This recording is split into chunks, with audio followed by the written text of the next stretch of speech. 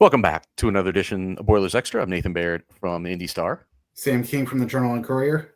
I'm giving people a tour of my house slowly as we go through these podcasts. I don't think I've ever done one from a folding chair in my bedroom, but suffice to say, when your 3-year-old is on spring break, there's a lot of other people in your house helping out, which is awesome, but all of my other rooms are filled. So you're getting this blank wall tonight. And Sam apparently didn't pay his power bill. So it's dark in the King My home house. office is the darkest room in my house, so I'm sorry that I always appear to be off color or some sort of, glow in the dark. But this is the room that with a nursery and an extra bedroom over here. This turned into an office, and here we are. We'll fix it in editing. But we're here to talk Purdue basketball. It's been a newsworthy couple of days ever since the season-ending loss. We didn't, I think, put that through Boilers Extra. We have a couple of venues that we put these talks up on. That was on the YouTube channel, so you can find it there. But this one should go through the usual Boilers Extra feed. We're going to try to streamline that for next year. We've been kind of figuring out what we're doing with that, and hopefully we'll have a better plan next year. But we're here now, and we need to talk about who's coming in, who's coming out, and just sort of tie a bow on this season, which I feel like, like I said, we talked about that game after it happened, Sam, and I don't know, we talked our usual 20 minutes or whatever, and now the season's just over, and then immediately it goes right into guys leaving, guys coming in. I don't know that we got to have a exhale on this season. No, and I think the players we probably wanted to talk to most, we did not get because we opted for the locker room versus the podium after that game. And sometimes you get those players coming back from the podium and still have your 30-minute locker room allowance. You have some time left over there. We did not by that point, so we did not talk to the 3 juniors who we've talked to probably more than any players on the team this year. But we did get around and get some pretty in-depth stuff from other guys. One of those guys that I talked to pretty in-depth is now no longer a Purdue Boilermaker. That would be Miles Colvin, which I think out of the 3 guys who entered the portal would be the one that is most surprising because he was getting minutes. He kind of had a role. And as you said, in that Houston game, he was a guy that had to be on the floor because of what he can give you. I also talked to Miles at length. One of my longer conversations of the week was with him, and that'll inform our conversation when we get to that point. I want to start, though, with the most recent thing, because I think that's what people want probably to know most from us, and that is Oscar Cluff. So Oscar Cluff, the Australian big man who committed out of the transfer portal. It's one Oscar is coming in. It is one Oscar and one Cluff. Oscar Cluff. He a really interesting story for this guy. 6'11", was the second leading rebounder in the nation this past year. One of the leaders in double doubles. Had just a great year in the Summit League. Was, I think, maybe runner up for Player of the Year or something up there. Yeah, a guy who started his career in basketball basically like freshman age. Like he was like 14, 15, something like that. And then for whatever reason, he grows up on the coast of Australia, and his basketball journey takes him to the Mexican border and a JUCO, Cochise College, then to Pullman, Washington, which is not exactly the most scenic place in the country, and then to Brookings, South Dakota, and then now to the rural majesty of West Lafayette, Indiana. But regardless of his interesting history and life and the winding route that got him here, this was a huge priority for Purdue, and it's an important pickup because I think you could see it on Matt Painter's face, or at least hear it in his voice after the game. I mean, he came right out and said, we're not physical enough. And beyond that, you couldn't really imagine another season. And now Daniel Jacobson is going to be healthy, presumably, for next year, and stay healthy. We just assume everybody will show up and stay healthy. It's kind of how you have to do it. But they could not go into another season where a player, whether it's Trey Coffin-Wren or somebody else in the front court, gets a second first half foul and it feels like the bottom is falling out and it's a catastrophe at foot. They had to get somebody else to help fortify that situation. And now between Trey Coffin-Wren, Daniel Jacobson, Raleigh Burgess, and now Cluff on top of all that, they've got a pretty good segment of guys there at those two spots. Yeah, and obviously late in the season, Purdue had to rely on Will Berg for very short spurts, but the drop off was so significant, and Berg also was very foul prone. From what you got out of Trey Kaufman-Renn or Caleb First versus bringing in Berg off the bench. I think Will Berg was good for what he was. He was a big body, and he could spare you some minutes at times. But he wasn't good enough. I mean, I'm sorry, but he wasn't good enough. That's why it was right. a problem when Trey Kaufman-Renn got a second foul ever. Like, right. I'm not trying to dump on Will Berg, but that was for a team that wants to be in a Final Four next year. That wasn't going to be good enough. Right. No, it was a significant drop off when he came in the game, and it almost felt like Trey Kaufman-Renn couldn't afford to get a second foul because you knew you were going to have to play significant minutes with Will Berg. Now, it worked a little bit at Michigan State, but it was an anomaly compared to how it worked at other times. So this gives you flexibility where you can afford to get that second foul, or maybe even leave a guy in with two fouls if need be, because Raleigh Burgess is now going to come back a little bit experienced. I talked to him, one of the guys I talked to during the NCAA tournament in Providence, quite a bit about just what he's learned through this season. And he said, I feel so much more ready to come back next year because of just going through a season of it. And it's that way for probably every freshman, but definitely guys who are just sitting back and learning more than they're playing. And, Oscar Cluff, very experienced, but he also gives you a rim protector and a rebounding presence that Purdue severely needed this past season. So I've spent better part of today calling literally around the world. I'm not bragging, but that's the guys from Australia. That's what it takes to try to track down people to talk more about Oscar Cluff. And like I said, he starts his life. He's born in Australia. His dad was a swimmer, did not ever play basketball. He didn't play basketball until he was like I said, 14, 15 years old. He's just still playing, but after he gets done with his high school, he's starting his working life. A player at this, a guy who had played at this junior college in Arizona is now living in Australia because he went there to play pro and just stayed.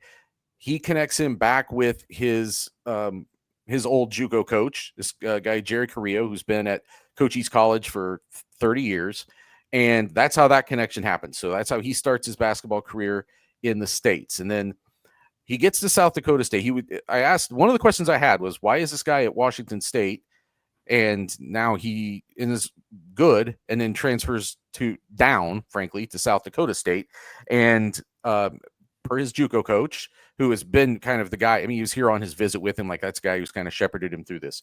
He said that, there was a coaching change, and that if an assistant who was like the big man guy, there, Brandon Brantley, had gotten promoted, he would have stayed. But when he didn't, he had a lot of offers around the country, decided to go in the portal, got a lot of offers.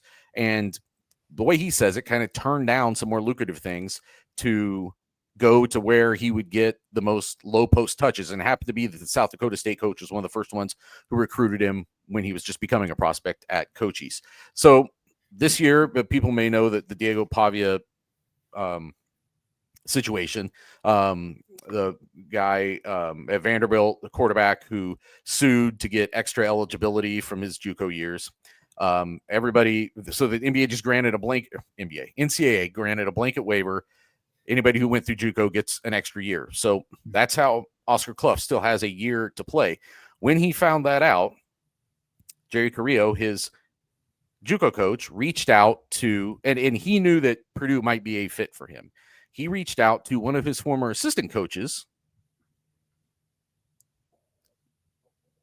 and he's telling me this story. Sam, if you had to guess who one of his former assistant coaches is, it's kind of vague. It's probably too vague for you to guess it. But he's telling me this story and says, yeah, so there was a former assistant coach of mine. His name's Mark Reinhardt. He coaches at the school called Harrison. I'm like, yeah, Mark Reinhardt at Harrison High School in West Lafayette, who is a guy that I have seen at multiple Purdue practices over the years, just hanging out.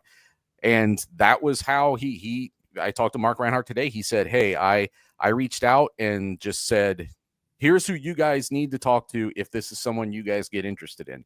And that was how the ball started rolling on that. Eventually, when Oscar Cluff went in the portal, Purdue knew who to go talk to. He came in for a visit this week, had a visit scheduled for Iowa State. I was told, people know Iowa State got a commitment from another big man. And what I was told today was that then Iowa State then canceled the visit for Cluff. But I don't know that that would have mattered just because of Purdue's pedigree and the sales pitch it can put on for big men.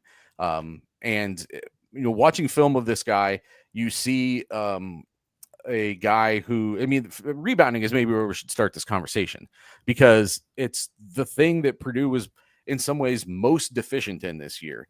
Because if you're kind of a borderline defensive team and then you're not a good rebounding team, you're really putting your back against the wall and expecting your offense to do a lot. And, Cluff looks like he has a good sense of where the ball's going. It looks like he has, over his career, figured out how to position himself to use his size and his frame and his strength. I also found out some things about his working life that'll be great in a story that I'm writing, but I don't want to give it away here. That's a tease. You'll have to read it in that story. But just, I don't know if you've had a chance to watch a lot of clips of him yet, Sam, but just anything that jumps out at you. Yeah, and like I said this morning at football, when we watch these highlight clips, you see all the positive plays. You don't see the negative plays. People don't put their bad plays on film, but it looks like he's got good touch. He can shoot a little bit. Clearly, Brandon Brantley has experience working with a big man who doesn't have a lot of basketball experience. Zach Edey didn't start playing basketball until he was 16 years old, and wasn't it was kind of more of a project, I guess, when he got to Purdue and turns into the 9th pick in the NBA draft. Now, I'm not saying that Oscar Cluff is anywhere near that or even comparable. He's 5 inches shorter as well, but Brandon Brantley is going to know what to do with a guy like that who already kind of has some finesse, some shooting touch, and like you said, knows how to use his body and work a little bit. But I do think, he's not going to average 13 rebounds in the Big Ten like he did last season, but he can, even if he gives you 6, 7, 8, those are significant numbers if that's an average that helps Purdue in an area where, frankly, you were relying on CJ Cox, Miles Colvin, and Cam Heide to scoop up whatever boards they could to help you in that regard over the season. And those guys did very well in the kind of the role they were given at times with that. But you would much rather have a 4 or a 5 who's doing the job of a 4 or a 5. He did make, I think, 4 of 6 threes, so he's not completely useless on the perimeter. That was not what South Dakota State asked him to do, obviously. It is something that maybe at this level, Purdue could ask him to do more. I don't know that he'll ever be a high-volume three-point shooter, but probably somewhere between what someone like Trevion Williams used to do and maybe what Zach Edey used to do, which was almost nothing until he got to his senior year, right?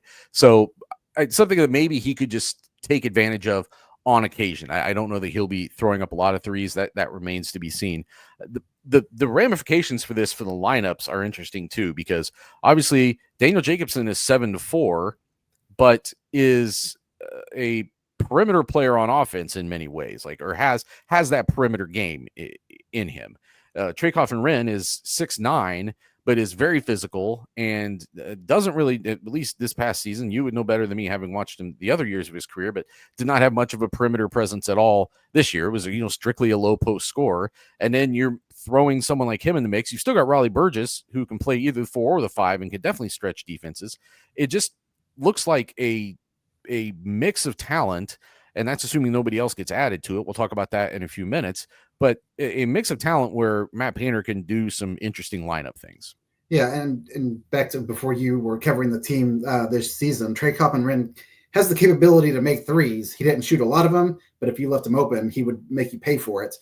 This year, he was strictly going to get the ball in the post and go to work, which is probably more his game. But depending on what you do here, if you want to play Oscar Cluff at a 4, we saw the way Purdue played offense this year, and it would have Caleb First basically just standing in the corner as a decoy that eventually teams just didn't accept him as being a decoy, which made it, a little bit more convenient for Purdue's offense when Cam Heide was in there at the 4 spot because he could shoot. But you get a lot of flexibility with this because now you don't just have the prototypical, like they had for 2-3 years with Zach Edey just being a guy that you threw the ball into the paint to and knew he was going to go to work and give you 2 points, or Trey Coffin-Wren, who's going to, give you 60% shooting and 20 points a night, but not be a guy that can stretch the defense.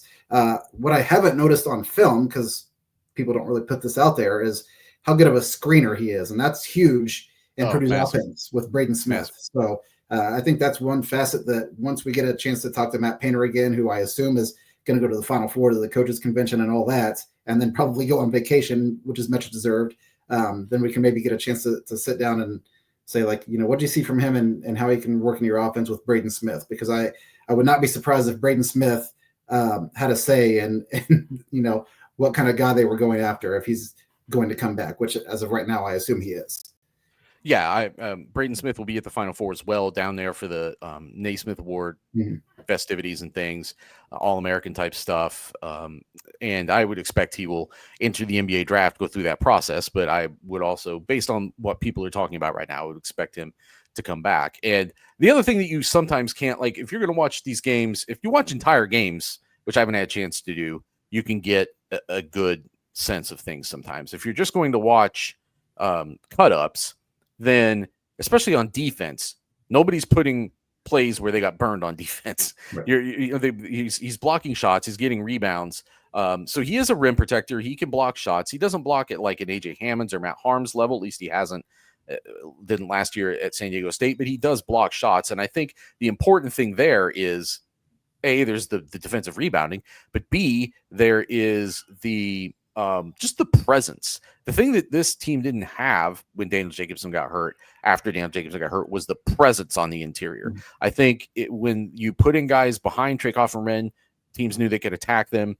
They knew that, there was only so much Trey could do with his particular size, as physical as he tried to play, to counteract some of the height and size that they were going up against. And I think just having a 6'11" body with a 7'3" wingspan in the lane again is, whether he's talented or not, which he happens to be, but whether he was talented or not, if that person could just be competent, that was going to, and could stay on the floor, I think that was going to take this defense a long way. The fact that he's better than that obviously ramps it up even more. Yeah, and he's, he looks like a grown man. He's got a big, thick body. Daniel Jacobson looks like he's put on some weight over the past few months, but early in the season, he looked like, a guy that was just, brittle. He was really skinny, as most teenagers who come into college are, until they get in the weight room and start eating right and things of that sort. So that's another nice addition, that you have a big body that can be braced for the physicality of the Big Ten, because we talk about it seemingly all the time about how the Big Ten is officiated versus other leagues. And sometimes you see that play out in non-conference games and NCAA tournament games. But you really have to win with brute sometimes over a 20-game stretch, starting in January until the start of March. We need to talk about who is no longer here. We already mentioned Will Berg. Brian Waddell went in transfer portal, I think, about 12 hours after the loss to Houston. Mm-hmm. Neither of those really a surprise.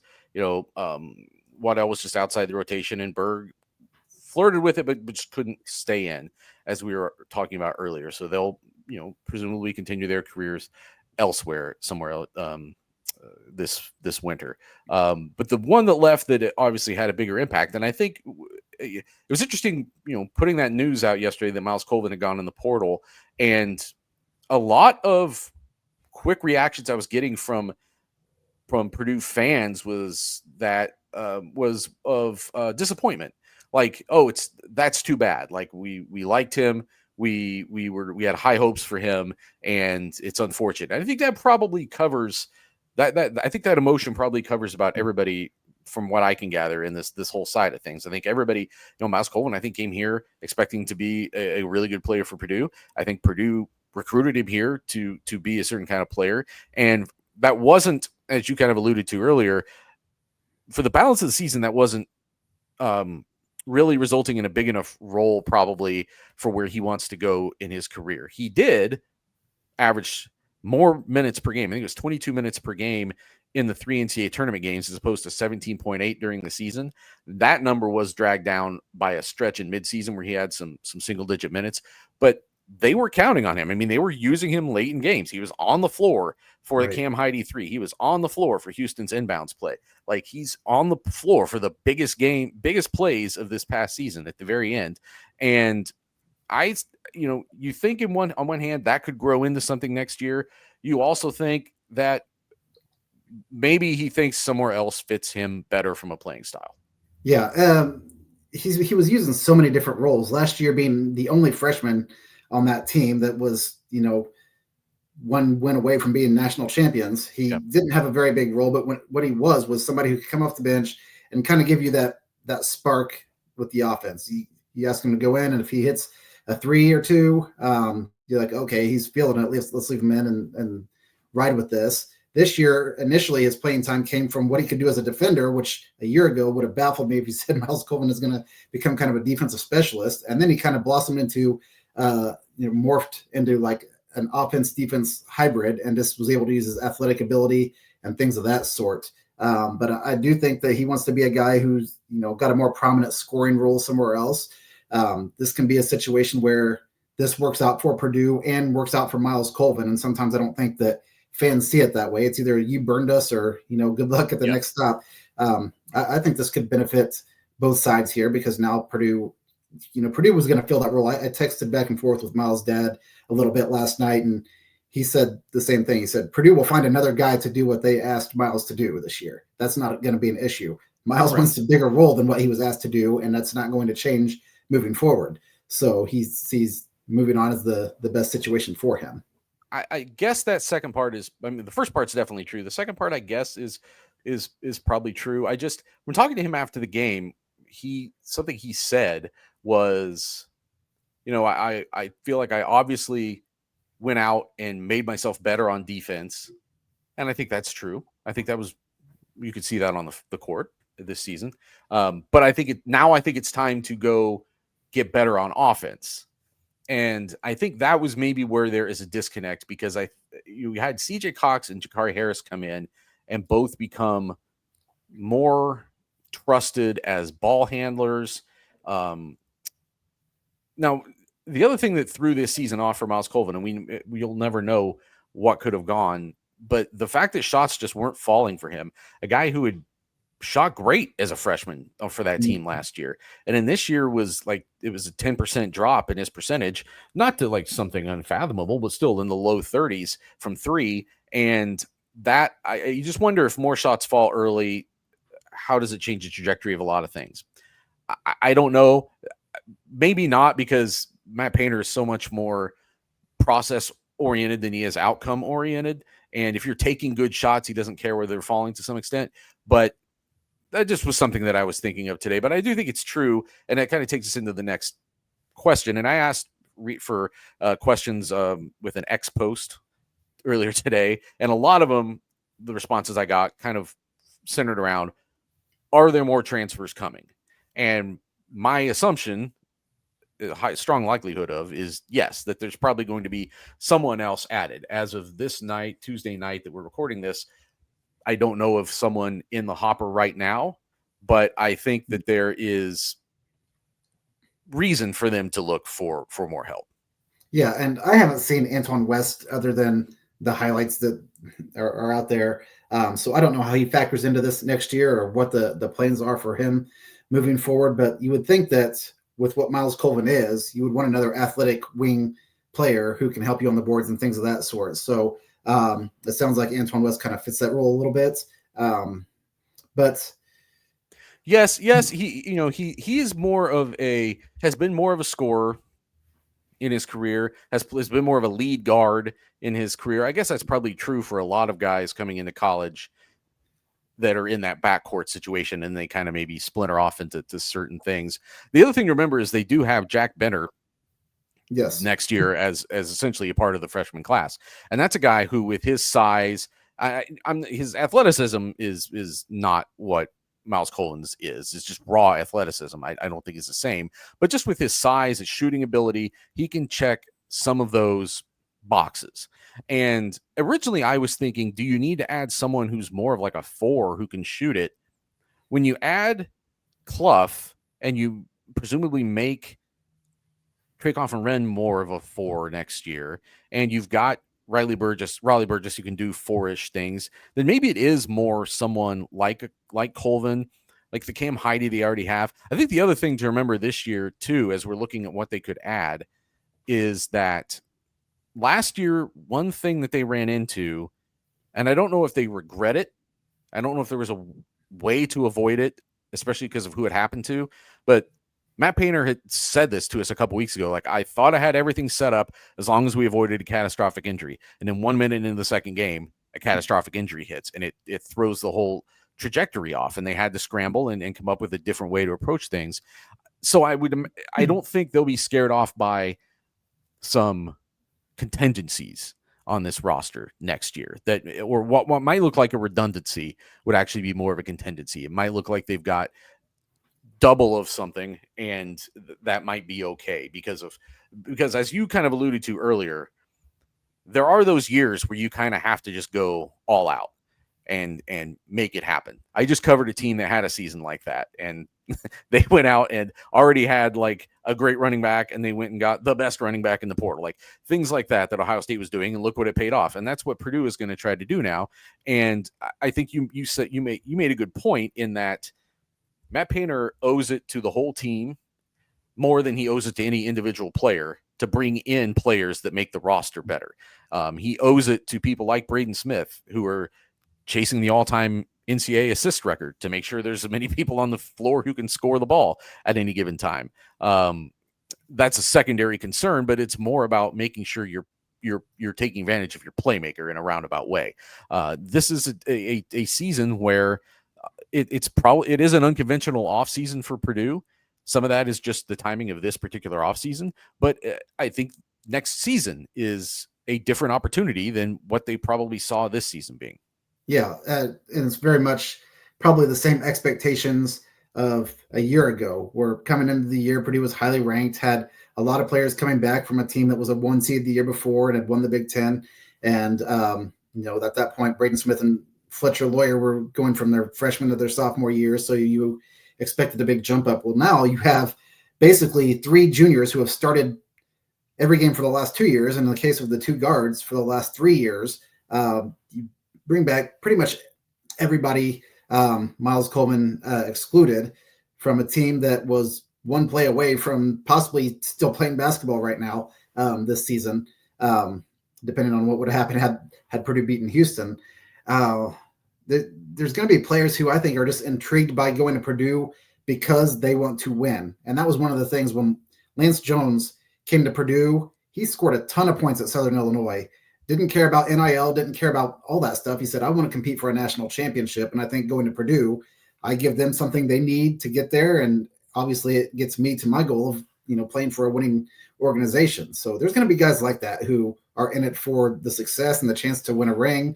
And that's what Purdue's got going for it right now. You can sell probably the preseason national player of the year coming in next year with Braden Smith.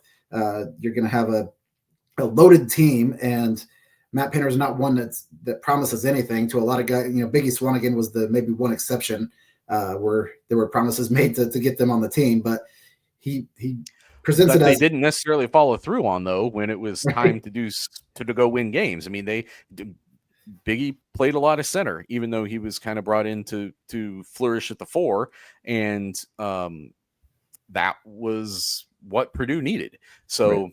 I think the same still applies. I think Painter he sells winning and he sells opportunity. And if you don't want that, then he's like, that's fine. Go somewhere else. That's probably the best fit for you. He doesn't BS people, I don't think, when he's going through like how they fit into the program. And he doesn't do that when he has these end of the season meetings, which is why sometimes you have a departure where you're saying, listen, this is probably your role next year, unless you get significantly better and do this. And sometimes the guys don't like to hear that. Sometimes they need to hear that. Sometimes it motivates them to go out and get better. But there's a real, like, I know it's hard to win a national championship, but there's real reason to believe that Purdue could be a team that could do that next year. And we may be getting ahead of ourselves, but that should be able to lure some of these guys who are just looking to go somewhere where they maybe have a different role, whether that's a lesser role than they had before, because they've got a chance to win big.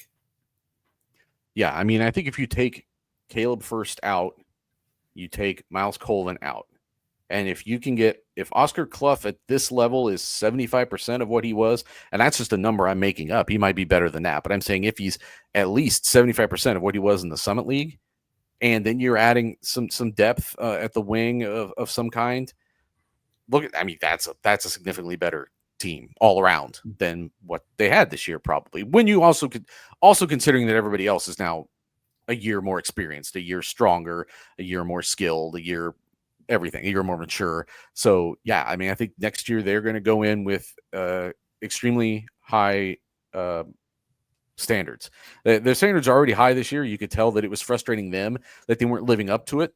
But there was also, I think we already talked about this once, but like Fletcher Lawyer said to me, I can't remember who else was there late in the season when we were talking to him, but basically said like, last year, this is what we were, but we're not as good as we were last year. So we have to go do these things. And I thought that was a really like astute, and that's not him saying, that wasn't him making an excuse for anything. I thought it was just a very realistic assessment of what was in front of them. And it was their realization that like, oh, if we go check these boxes, no matter whether we're as good as we were last year, if we check these boxes, we can still beat the best teams in the country. And he came up 2 points short against Houston. So I thought this is a team that has had in its mind that this year was a little bit of a transition, but that didn't mean that they couldn't still be great. They kind of almost got there. And then now they look at next year and see just kind of one more shot and let it all hang out, and everything's in front of them.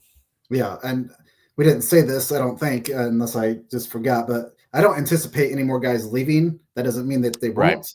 But I think that what you've seen out of the three guys who entered the portal, maybe it, as far as Purdue's roster departures. You did say that you anticipate maybe another guy coming in. So what you have right now is basically like, I believe is going to be the roster plus maybe one, which is, whatever they decide to grab if they grab somebody else. They've got some room, and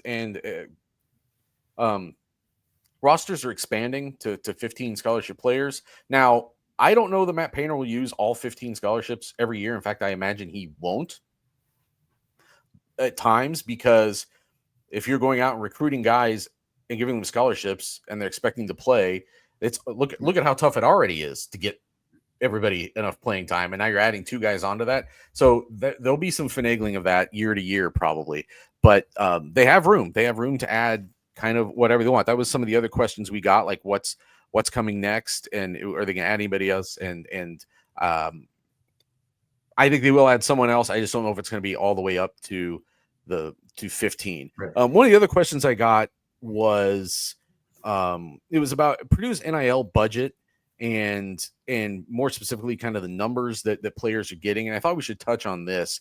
Like, it's very hard to lock down specifics on any of those numbers as of right now. It'll change here in a couple of weeks, I think, possibly. Very, very possibly. Yeah. But it's difficult right now to get numbers that I'm comfortable putting my name on if you know what I mean, like the standard that we try to have. But I will say, from talking to people around Purdue, there is not a concern by any means that they're going to get the best players can get bought away. In addition to that, they're already doing pretty well. Like Braden Smith's already doing well. I think Trey Kaufman and Fletcher Lawyer are doing well. They've changed a little bit over time how they do this. I know it was at one point more like a one size fits all. That started to change, and with this next year, it's going to have to be different. Like, that's just the reality of the world. They're going to have to their NIL approach is going to have to look a little bit more like other teams, but the budget is there for them to do that. I don't think that they would have. I don't know what Oscar Cluff got. Again, to the point that I would repeat a number here, but there's a minimum that you have to pay for certain players out of the portal, I'm sure now, and they're justified to get it. That's been the whole point. So I would just say that in broadly, the best way to say it is, at least based on anything I'm hearing right now, some of what you're seeing on social media about what other teams may or may not have may be slightly exaggerated. May not, but maybe slightly exaggerated. But this I think this notion that Purdue is in a bad place, at least as it pertains to basketball, and I think somewhat to football, but definitely basketball, they feel pretty secure where they are. Yeah, I believe that too. And football with some of these guys that they're going out and getting, I would say that, and Ryan Walters really started that. I know people like to kick the guy around because he didn't win a lot of games, but he started doing a lot of the fundraising for football because it was in a bad place when he got here. And I think that now it's sustainable. And then you're talking about revenue sharing kicking in and some of this stuff, that I don't think Purdue is going to be a place that, would get outbid for its best players staying there. I think Purdue still very much as a basketball program is going to do the wanting to get freshmen there, develop them up through their career. That's just kind of the model that Matt Painter has built. But you can't have those guys getting lured away. You can't have your best players, whether that would be a Zach Edey or a Fletcher Lawyer or a Braden Smith or Trey Coffin-Wren, whoever it might be.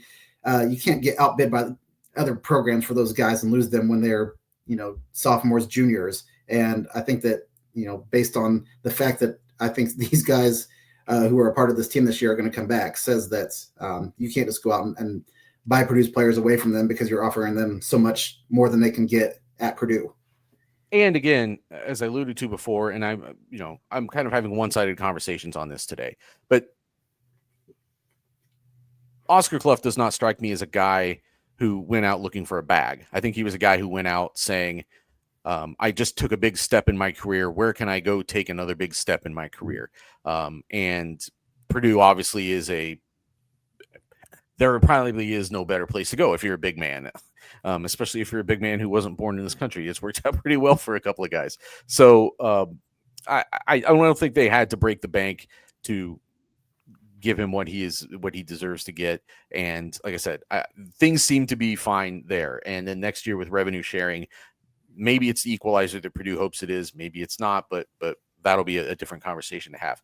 Let's kind of tie a bow on the season. I feel like this season deserves a wrap up of some kind, but we transitioned so quickly from the game into the portal that we didn't really get to give the whole season its due. And what's been spinning around in my head is that something I wrote after the game about that game was that not every disappointment is a failure. Not every loss is a failure. And I think that not every season that doesn't get as far as maybe it could have gotten is a failure. I think that Purdue looks at this year and thinks, well, if you win just one or two more winnable games, does it change the seed enough that you're not having to play Houston to get to the Elite Eight, but you're still having to play someone like Houston to get to the Final Four? Maybe you last another round. There was just a lot of ways I feel like this team kind of maxed itself out. So I guess my question to you, Sam, is like, do you consider this a season of achievement or a season of underachievement? I think before the Big Ten season, we talked about how Purdue could win this league, and obviously that did not happen. Ended up as the 6th seed, I think, in the conference tournament. But we also had a pod about a month before that where we said they weren't going to win the conference. So, right. I can call with certainty now they're not going to win the conference this past season. But Purdue was 24-12, I believe, and got to the Sweet 16 after losing Zach Edey, Lance Jones, Mason Gillis, Ethan Morton, who wasn't playing a lot at the end of his senior year, but was a multi-year starter. Those are big parts of that team. And then a couple other guys who were key practice players in that run too. It's about, what you could hope for, what you could expect, even though Braden Smith took another step forward. Trey Coffin-Wren took a major step forward. Those guys were elevated into bigger roles because of the Zach Edey presence being gone. And to get to the Sweet 16 with this team, especially when you look back at the 4-game losing streak late in the Big Ten season, or the losses that Penn State, Marquette, Auburn, those were games where Purdue wasn't even competitive. And I think had you played those games now, Purdue would look like a much different team against some of those at least. But I think those also were reasons that Purdue was able to get to the point in the tournament that it did. Yeah, I mean, I think those losses, especially the Marquette and Penn State losses, were indicative of a team still figuring itself out. And there was a team that was still going through lineup changes. Again, go back to last season. They used one lineup in game one, and they used one lineup in the national championship game. And that was it. And in this past season, there were guys moving around, like Miles Colvin was in the starting lineup for a while.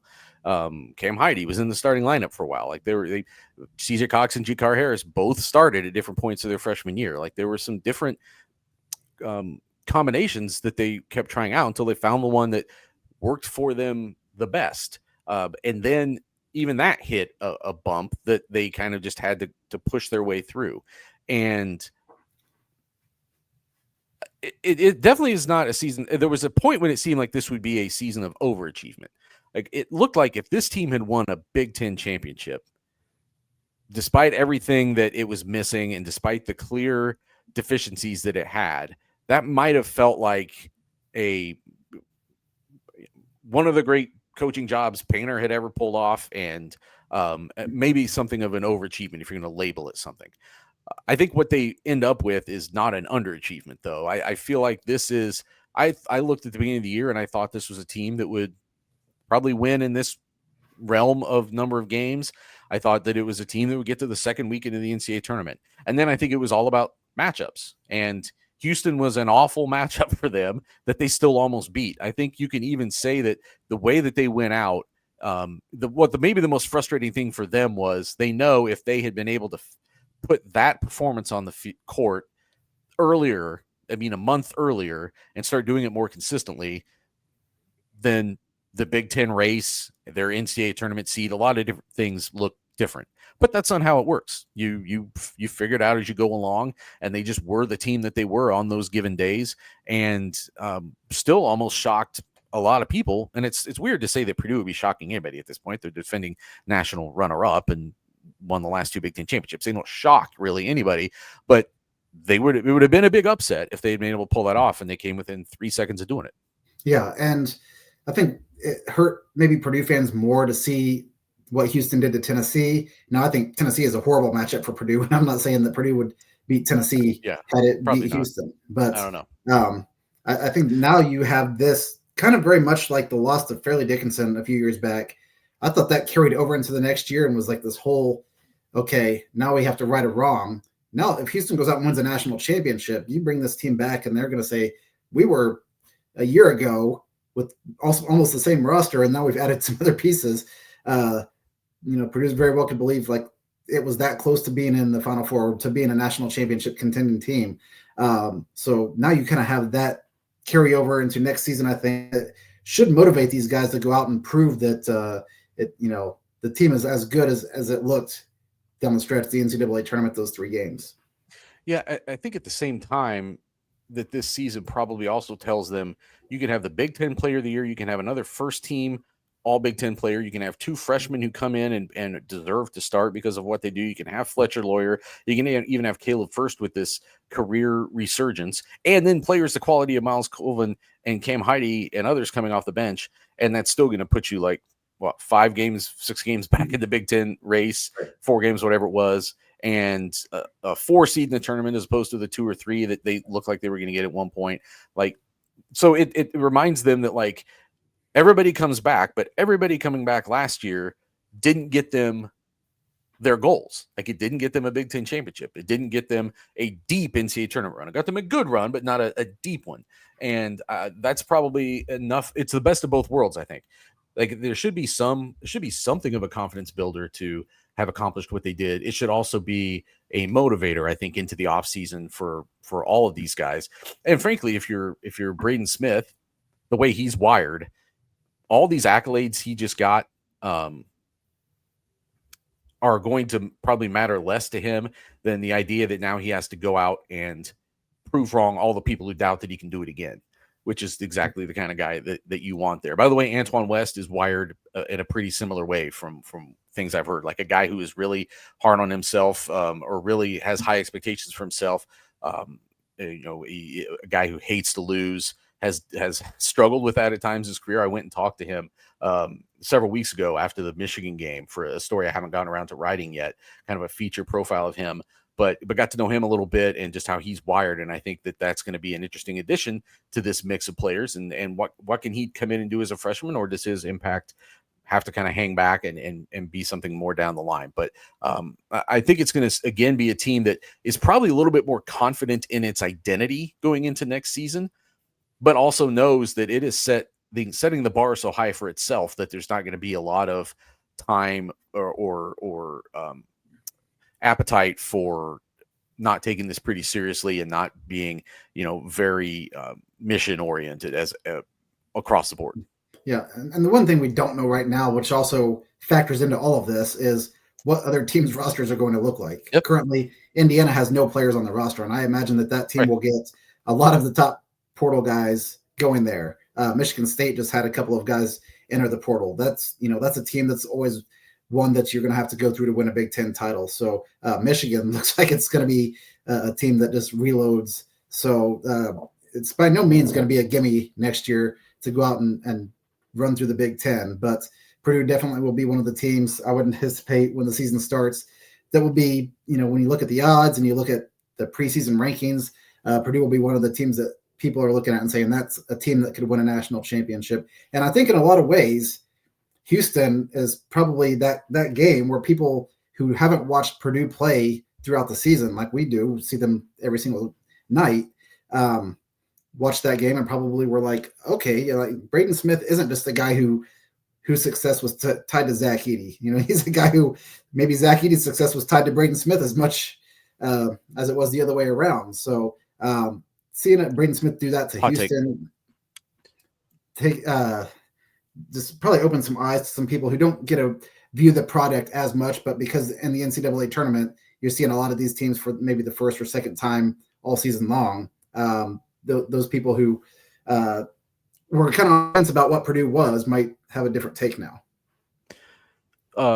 Indiana will not get Ryan Kroll, Conwell, the former Xavier player. He is going to Louisville. So that was somebody that they were tied to who they did not get. Just ending this on a positive note for Purdue fans who just like to see IU not get things that it wants. But I think they got a pretty good coach, and we'll see how quickly he can build that back to where it's going to be competitive with Purdue again. As Mike Woodson, frankly, for all his faults, made things pretty competitive with Purdue, and at least in that rivalry. But we're going to stop there. We've gone a good 45 minutes tonight. We're not done talking basketball by any means for the offseason. I would imagine that when we talk to you next, though, we'll be talking a lot of football because Purdue, we haven't really talked that much about spring practice. There will be basketball things to update maybe by then news-wise, but we're getting to see a scrimmage on Saturday, like a full real scrimmage. They're not going to do a old-fashioned spring game at the spring game. Mm-hmm. It's going to be a spring showcase. There's going to be some scrimmage elements to it.